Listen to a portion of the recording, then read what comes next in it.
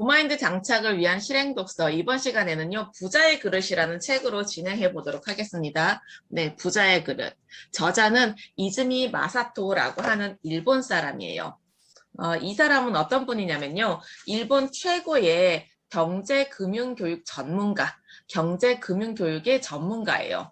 그리고 일본의 파이낸셜 아카데미라고 하는 그 회사의 대표예요.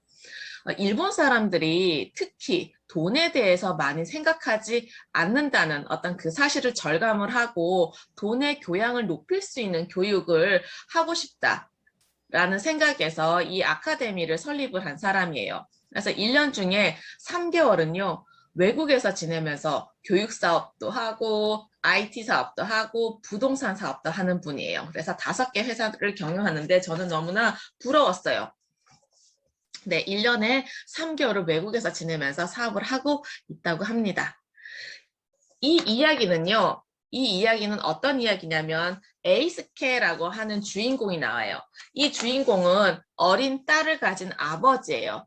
어린 시절 경제적으로 그렇게 넉넉하지 않은 가정에서 태어나서 이제 굉장히 열심히 공부하고 노력해서 은행가가 되었어요. 은행 직원이 되어서 굉장히 성실하게 일을 하다가 한 30대 중반쯤 되었을 때 친구의 권유로 사업을 하게 돼요. 그 주먹밥 회사를 차려서 사업을 하는데 너무너무 잘 된 거예요. 그래서 1호점 내고 2호점, 3호점을 내면서 사업을 확장하다가 정말 한순간에 쫄딱 망한 사건이 벌어져요. 그래서 결국에는 아내와 딸과 헤어지고 뿔뿔이 가족들이 흩어지고 그리고 이 에이스케는 신용불량자가 되고 노숙자가 되어버려요. 수중에는 돈이 하나도 없고 빚만 잔뜩 있는 그런 상황에서 이 노인을 만나게 돼요. 이 노인은 어떤 노인인지 제가 이제 뒤쪽에서 말씀을 드릴 텐데요. 이 노인이 에이스케에게 돈에 대한 이야기를 나누어 주는 그런 이야기들이에요. 그러면서 이 이야기는 대체로 그 노인이 에이스케에게 건네는 말들로 제가 구성을 해보았습니다. 이렇게 이야기를 하고 있어요. 돈이란 건 말이지 참 신기한 물건이야. 사람은 그걸 가진 순간에 선택해야 돼. 쓸까 말까? 쓴다면 언제, 무엇에다 쓸까? 그런데 사람들은 대부분 그런 생각은 안 하고 충동적으로 써버리지. 지금 필요하니까 지금 쓰는 거야. 네.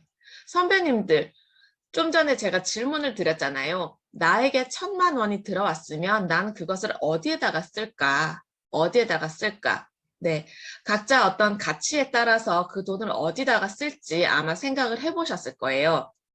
그런데 희한하게도 돈이 정말로 의도하지 않게 나에게 들어왔을 때는 내가 생각지도 못한 곳에 이 돈이 나갔던 그런 경험들을 아마 갖고 계실 거예요. 저도 그렇거든요.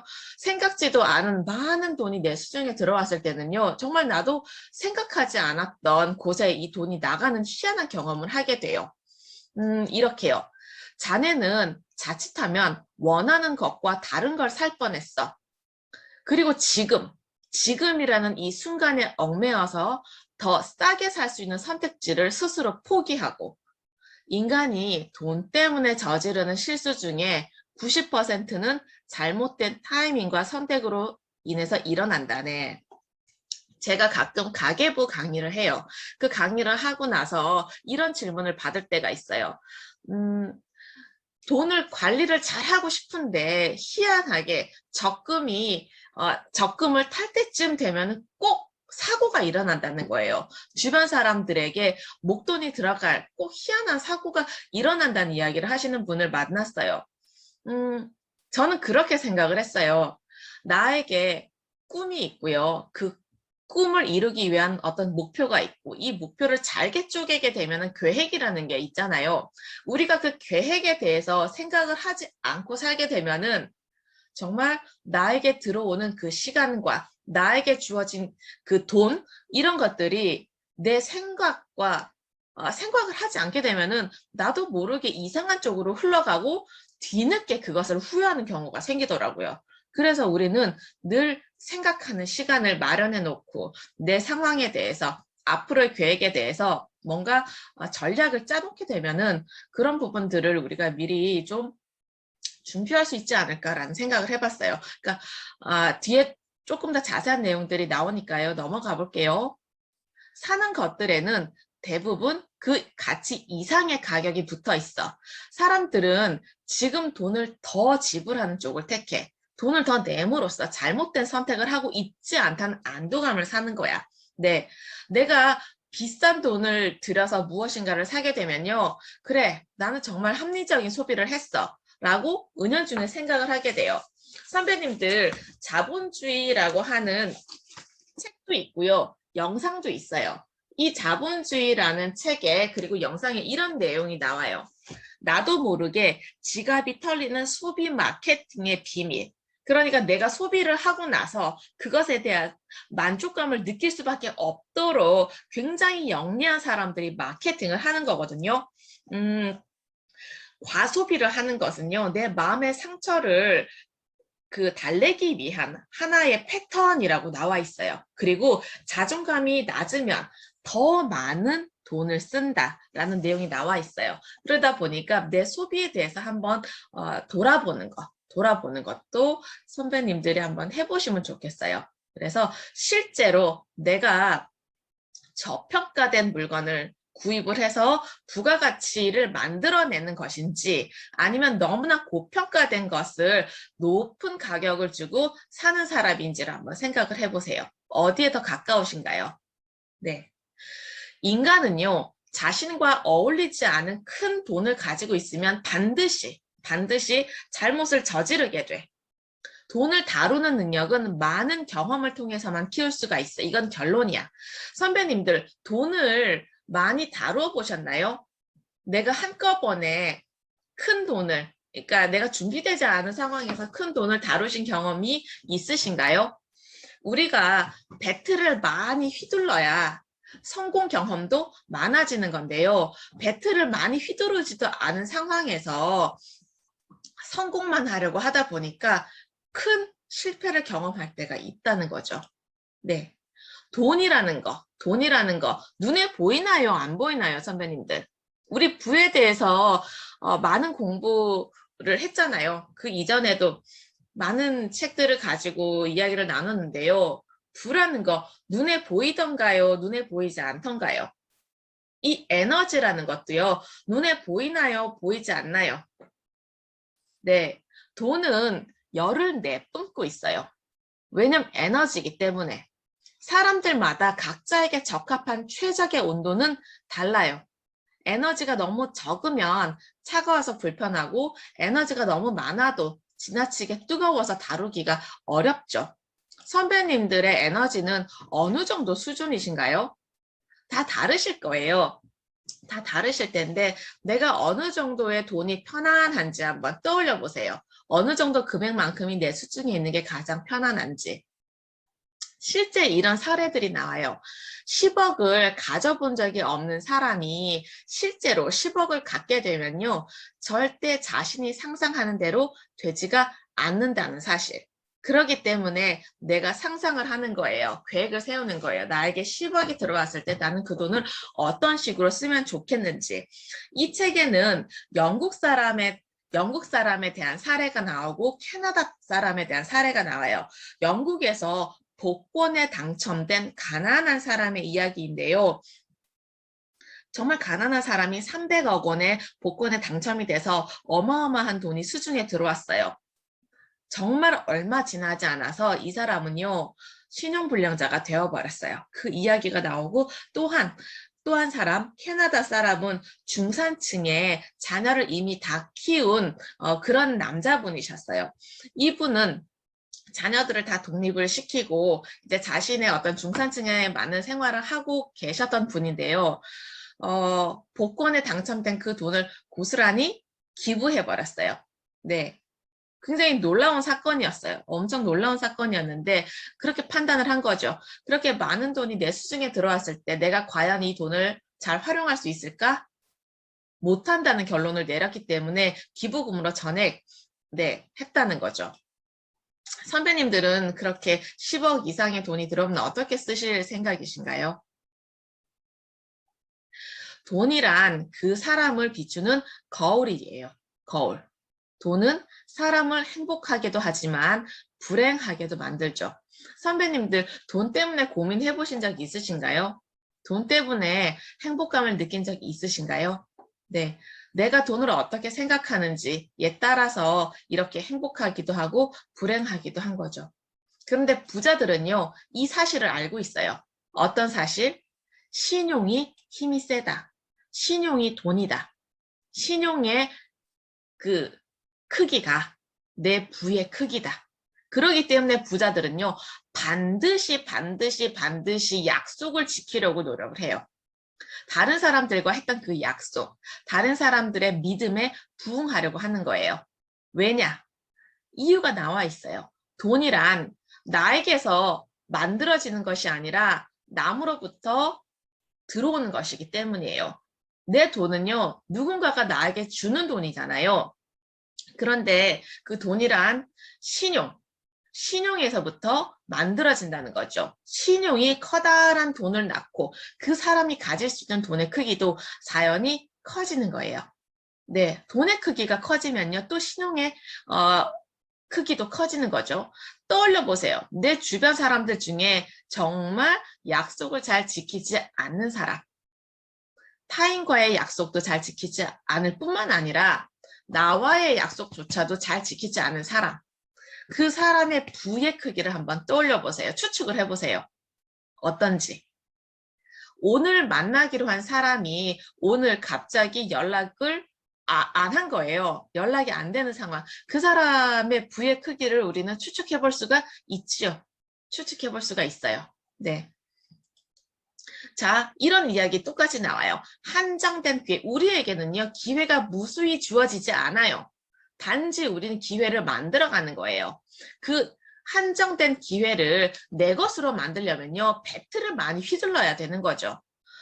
세상에 기회를 만들 수 있는 어떤 다양한 사건들이 있어요. 그것을 내 것으로 만드느냐, 그냥 흘러가게 내버려 두느냐는 내 선택이죠. 내 선택을 통해서 그 기회가 내 것이 되는지, 남의 것이 되는지, 나랑 상관없는 일이 돼버리는지. 우리는 그 기회를 통해서 경험을 만들고 싶고, 그 경험을 통해서 성장을 하고 싶고, 그 성장의 경험을 통해서 또 많은 부를 쌓고 싶잖아요. 그죠? 그러려면은 배틀을 많이 휘두를 필요가 있다라는 거예요. 내가 경험도 없는데 어마어마한 목돈을 가지고 단 한 번에 투자를 하는 것을 선택하실래요? 아니면 그 투자금을 잘게 쪼개서 여러 번 투자할 수 있는 기회를 만드실래요? 이거는 선배님들 저의 선택인 거죠. 네. 사람들은 회사가 문을 닫거나 개인이 자기 파산하는 원인을 빚 때문이라고 생각을 하는데요. 빚이라는 용어가 아니라 사실은 내 수중에서 돈이 없어지고 있기 때문이라는 거죠. 왜 그럴까요? 돈은 에너지인데 왜 이렇게 나에게서 에너지가 빠져나가는 걸까요? 나 때문일까요? 아니면 세상 탓일까요? 네. 선배님들 한번 생각해 보세요. 빚이라는 것은요, 돈을 배우는 아주 중요한 교재라고 여기서 노인이 이야기를 하고 있어요. 빚을 겁낼 필요도 없고요. 예, 빚을 피할 필요도 없어요. 빚을 통해서 우리는 배울 수가 있거든요. 빚은 결코 나쁜 게 아니야. 빚은 결코 나쁜 게 아니야. 부채와 금리를 잘만 다루면 오히려 경영에 많은 도움이 되지. 부채 금액은 균형을 보고 정하고 금리는 그 돈을 조달하긴 비용이라고 생각하면 합리적이야. 선배님들 한 달에 30만 원 하면 뭐가 떠오르시나요? 한 달에 30만 원. 아이들의 학원비가 될 수도 있는데요. 한 달에 30만 원은 내가 1억을 빌릴 수 있는 조달 비용이라고 생각하시면 네, 어느 정도 감이 오실 거예요. 내가 한 달에 30만 원은요, 1억이라고 하는 그 부채 금액을 다루는 그 조달 비용인 거죠. 만약에 내가 한 달에 60만 원씩 꼬박꼬박 나가는 무엇인가가 있다면 2억 원의 자산에 해당하는 비용인 거예요. 그래서 그 부채 금액은 나의 신용, 나의 능력에 따라서 끌어올 수가 있고요. 그리고 그 이자는요, 그 끌어온 부채 금액, 목돈에 대한 조달 비용이라고 보시면 조금 이해하기가 쉬우실 거예요. 돈은요, 소유할 수 있을까요? 소유할 수가 없을까요? 돈이란. 소유할 수가 있을까요? 소유할 수가 없을까요? 이 노인은요, 이렇게 말해요. 돈에는 소유자가 존재하지 않아. 전 세계에 돌고 도는 돈은 지금이란 이 순간에만 그 사람의 수중에 있는 거야. 원래 소유할 수 없는 걸 소유하려고 하기 때문에 무리가 발생하는 거고, 그래서 돈을 쓰는 방법을 배워야 한다는 것일세. 우리 록펠러 가문, 로스차일드 가문, 이런 어마어마한 부자들의 가문을 알고 있죠. 이 어마어마한 부자 가문에서 재단을 세워서 사회에 환원한 이유가 뭘까요? 그 이유는요, 영원히 자신들이 소유한 그 부를 세상에 나눠주기 위한 방법이죠. 왜냐, 이들은요, 돈이 어떻게 흘러가는지 알고 있기 때문에 그런 방식을 선택하고 있어요. 네. 투자를 할 때 가장 중요한 게 무엇일까요? 투자를 할 때 선배님들은 아마 투자를 하실 거예요. 어떤 투자처에 투자를 하시는지는 우리가 이제 후에 이야기를 나눠보면 알겠지만 투자할 때 가장 중요한 건요. 바로 신용이에요. 신용. 좀 앞에서 얘기했지만 약속.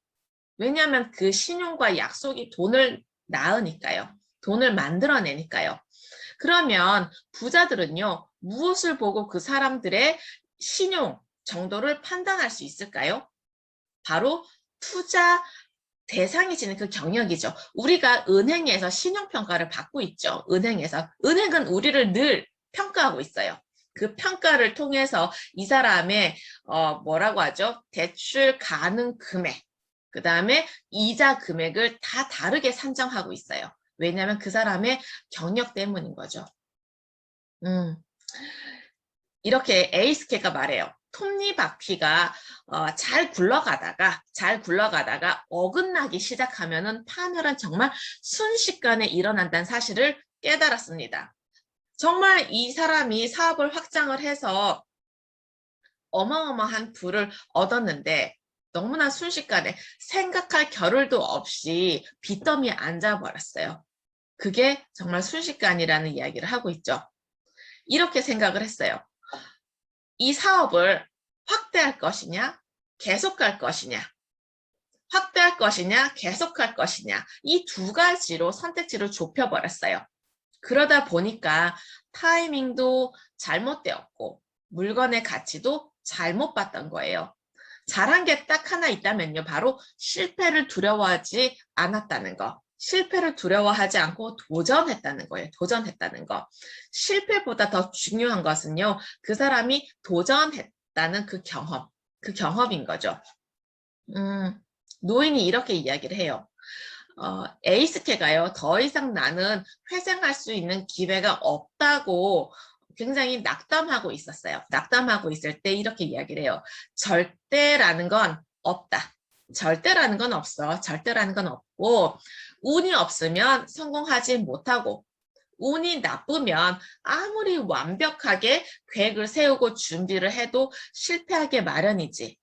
그런데 정말 더 중요한 거는 언제까지나 운이 나쁜 사람은 없다는 사실. 자네도 돈에 대해서 올바르게 행동을 하면은 언젠가는 꼭 성공할 거야. 성공할 거야. 네. 낙담하고 있는 그 에이스케에게 이 이야기를 해준 거예요. 그래서 저는 그런 생각을 했어요. 우리가 무엇인가를 열심히 노력하고 공부하는 것도 중요하지만요. 운을 끌어올 수 있는 그 실행력, 운을 끌어올 수 있는 그 실행력이 더 중요하지 않을까?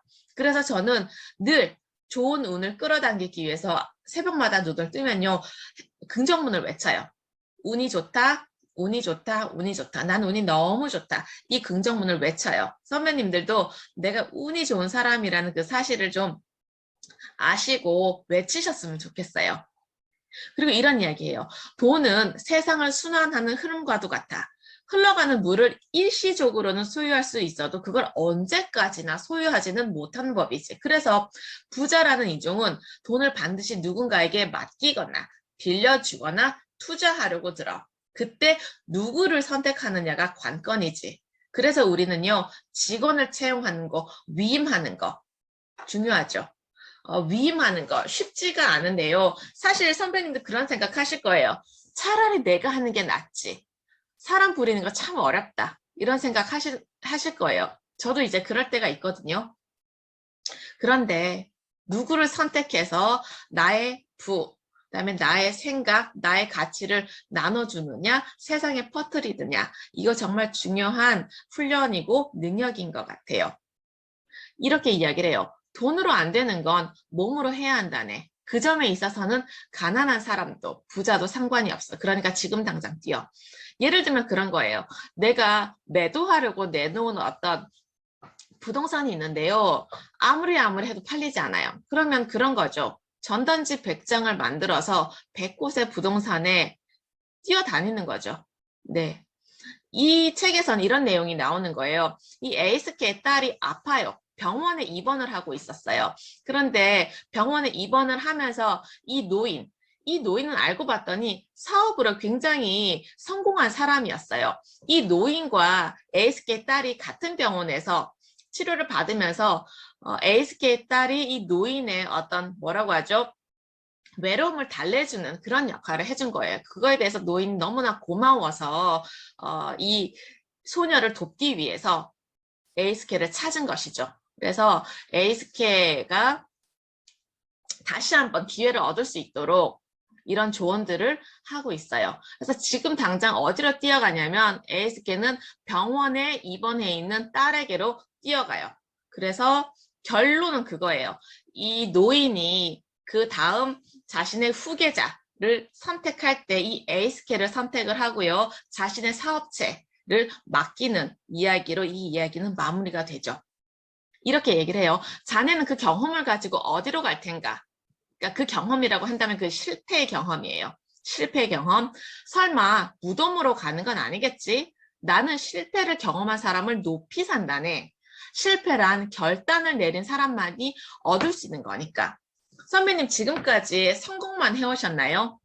네. 성공만 해오셨다면요. 부끄러운 줄 알아야 돼요. 우리는 아마 실패 경험을 갖고 있을 거예요. 그래서 네. 당신의 몸값을 높인 실패 경험, 어떤 실패 경험을 갖고 계신지 이야기를 나누면서 이 책을 마무리하도록 하겠습니다. 이야기가 그렇게 길지 않아서요. 오늘은 조금 짧게 책 소개를 해보았습니다. 네, 그러면 이것으로 책 소개를 마치도록 하겠습니다.